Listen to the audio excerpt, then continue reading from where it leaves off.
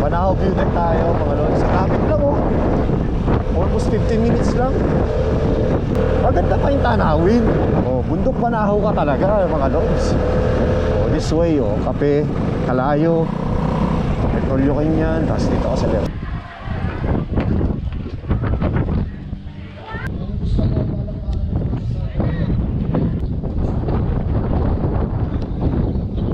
Kita yung city of Lucena eh. Maligayang pagdating, kulay pink. So may parking ng motor na dito sa may left side.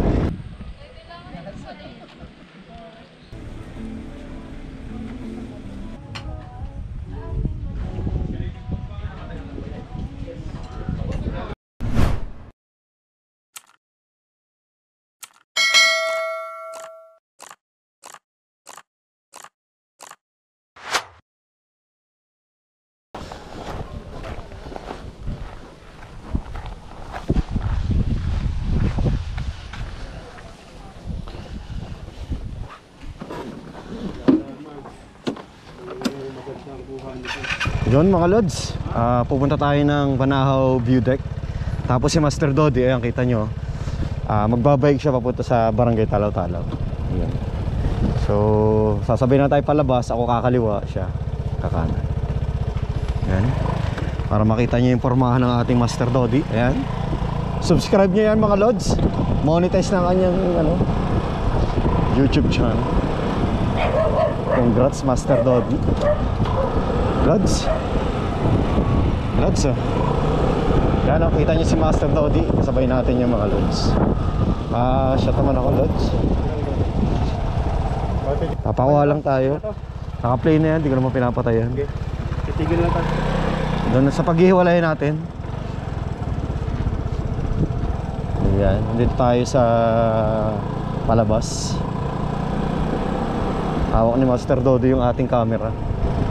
Para may shot lang tayo mga lods.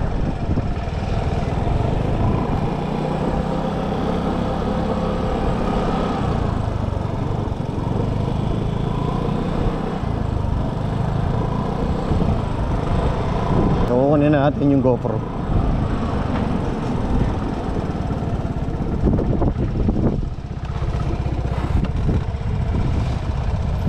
Salamat Master. Kita po na ako kaya Ingat ka lods. or hindi pa na ako nag-record. Hindi pwede ka na mag-record ngayon. Okay. So meron na tayong 11 minutes. Nakaka 2 minutes tayo. Sige ingat. Dali. Hindi tayo sa kaliwa mga lods. Kanan si Master Dodi.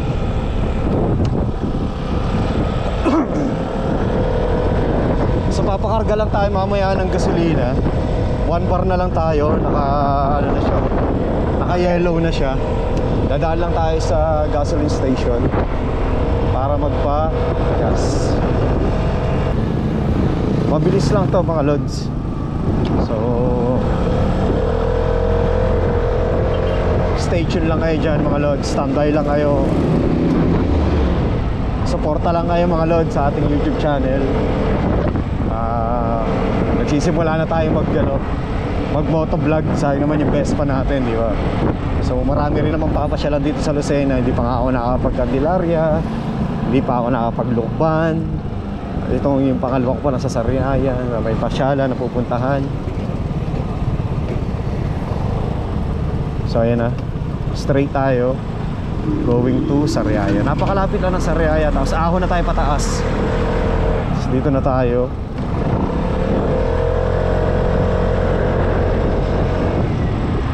Papagas lang tayo mga lods.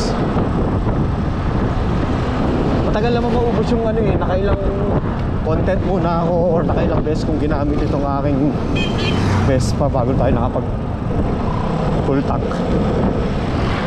Ngayon tingnan natin kung magkano yung magagastos natin dito sa Uno. 95 octane ulit. Mas mura-mura naman dito ang gasolina eh. So signal na tayo mga lods. Nagkasabay naman tayo eh. 95 octane tayo.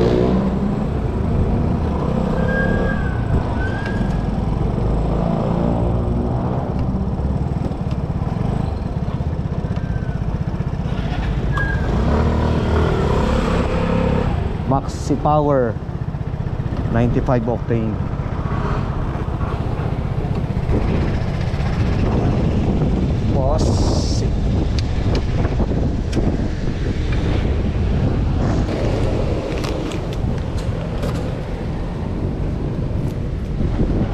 95 octane. Magkano? Ano? Ilabi mo lang. Para isang kargahan na. Nguso lang. Tatapsaw ako. Yung pangalaman sa akin nakaraan. Kuya, kamuntang pula. Sa tenga lang. Ay, nakakatawa.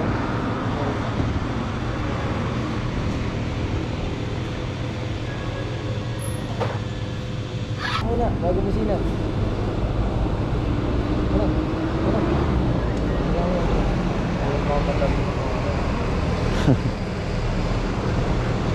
Nasa 7 liters lang naman yan full. 6. Yep. Bahay ko na pupunasan. 253.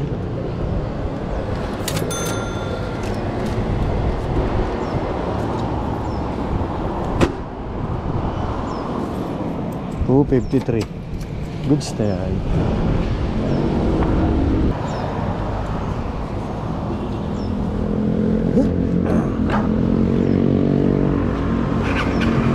So yun lang yung na-charge natin mga lods. 253 lang. Full tank na. Ito yung problema, napagkamala na naman yung pugi ng electric. Kasi nga dami lumalabas na Vespa. Kamukha ng Vespa na electric siya. So diretso na tayo mga lods. 253 yung napagas natin today. Ito na sa Riaya na tayo mga lods. Liliko tayo sa may Apple Bakery. Sa mga gustong pumunta dito, punta lang kayo sa Apple Bakery. Liko lang kapag galing kang Lucena, kakanan ka. Pag galing kang Manila, syempre palatandaan doon. Pagdating mo sa simbahan, malapit ka nang kumaliwa pag galing kang Manila. Pag galing ka naman dito, syempre Apple Bakery, kanan ka. Asan pa na tayo?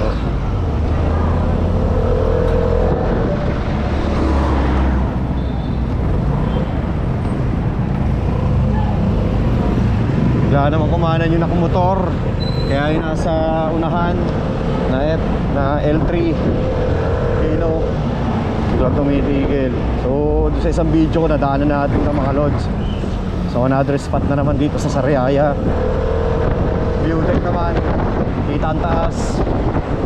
Ito tayo sa taas, sa ibabaw. Kanan lang tayo sa Apple Bakery. Ang palatandaan naman dito, lumang bahay, yung mansion. Yan, malapit na tayo. Apple Bakery. Sampa lang tayo dito. Apple.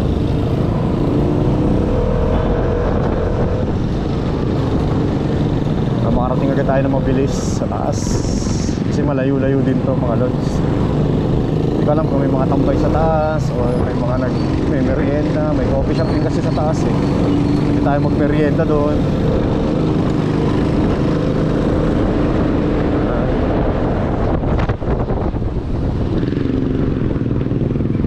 Aho na to mga lods, mula dito sa Magpaanan. Aho na to hanggang sa ibabaw. Hanggang doon sa Banahaw View Deck. Kaya dito medyo mababagal na sila kasi ahon na to pataas. Ahon na to hanggang sa dulo. Non-stop na to mga lods. Masusubukan na naman natin itong Vespa kung gaano kalakas umahon. Kung ahon na naman to, gagawin natin.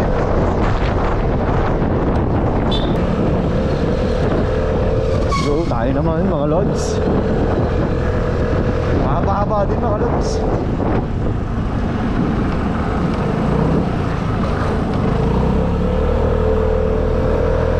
Taas lang ang kamay. Iwagay-way lang mga lods. Ito may ito ng mga gulay. Medyo naambon mga lods. Medyo naambon. Si Kuya ambon. So ahon tayo sa taas. Easy yan mga lods. Easy lang yan. Ito ang problema dito mga lods. Mainit siya pero may ambon. Kasi nga nasa na tayo ng Banahaw. Nasa bundok Banahaw na tayo mga lods. Hindi mo masasabi kung mainit pa sa bundok or Kaperosa, nandito rin. Mainit ba siya o umuulan kasi nga nasa paanan ka na ng bundok. Bundok na talaga. The Bundoks, Mount Banahaw. O ayan, meron pa yan. Hindi ko alam kung ano yan. Hindi ko pa napupuntahan yan. The Bundoks. Pero sa Banahaw View Deck tayo mga lods. So napakalapit lang. Puntahan nyo lang mga lods. Mga tao dito, overtake. Kasi sila tatlo, apat.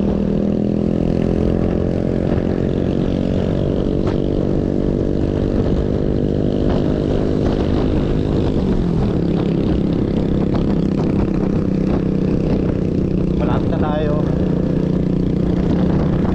Ano ang apat na tayo?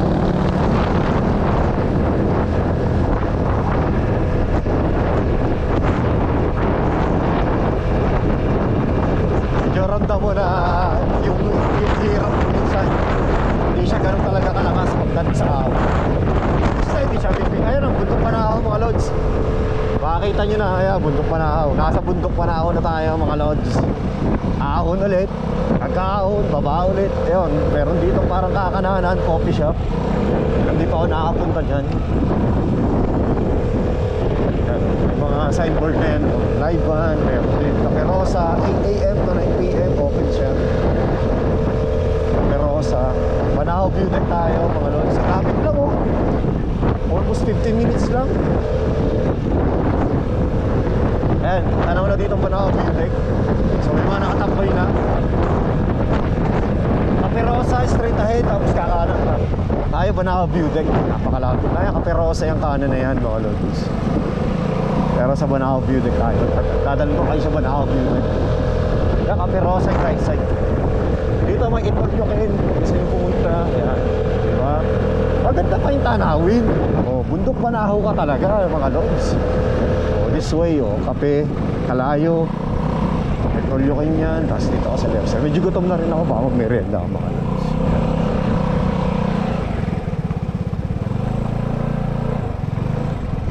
Nice.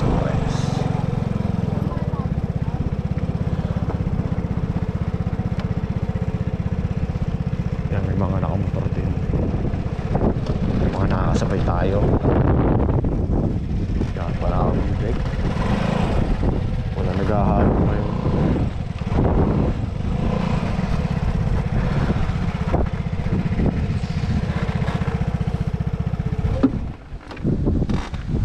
Yung mga nakasabit ADV.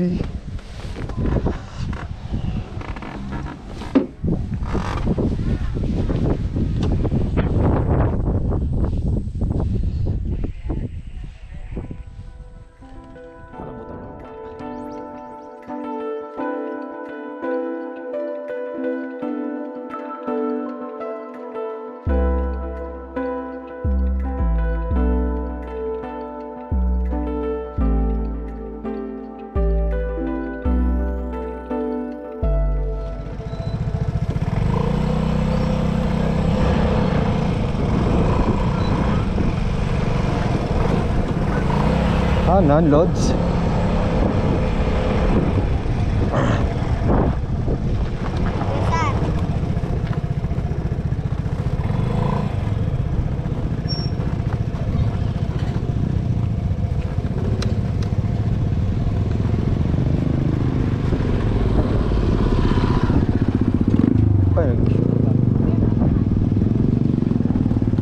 Kaya mo naman ano?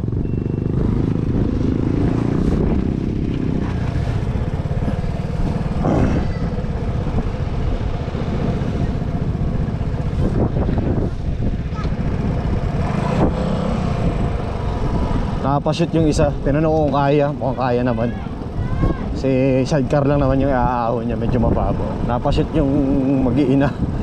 Yung sidecar niya. So dito tayo. Tatry natin dito mga lods. Magkakape. Dun sa ano kasi View Deck Restaurant, puno. Kasi may nagse-celebrate ng birthday. So ito first time ko lang mapupuntahan to. Hanapin natin. Mukhang mas maganda ang view dito. Meron pang kalabaw. Di ba? Cafe Rosa, hindi ko alam kung gaano kalayo to. Ayan, medyo mas maganda ang view dito. Cafe Rosa. Tingnan natin. Try natin dito mga lods. First time ko lang ito nadaanan.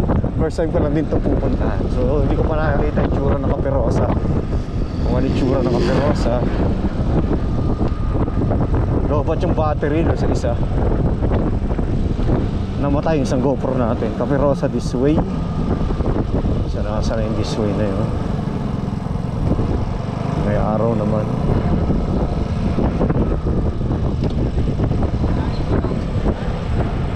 Parang nalobot yung front cam ko. So hanapin natin yung Capirosa na sinasabi.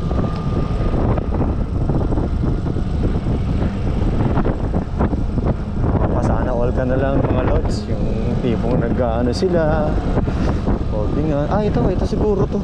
Ito sa malayo Capirosa. So medyo mas maganda ang view dito siguro. Mas kita yung ano, kita yung problema doon sa GoPro ko.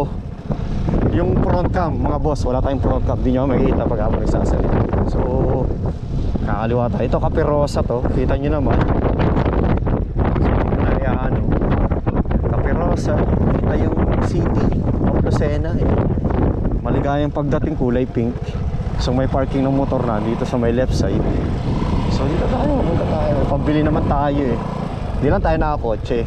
Pero dito tayo magko-coffee sa Capirosa. May nakita akong parkingan ng ano, ng mga motor. So dito tayo sa parkingan ng motor, mga loads. Buti pa yung aso, ponggok. Tatabi lang tayo dito mga loads.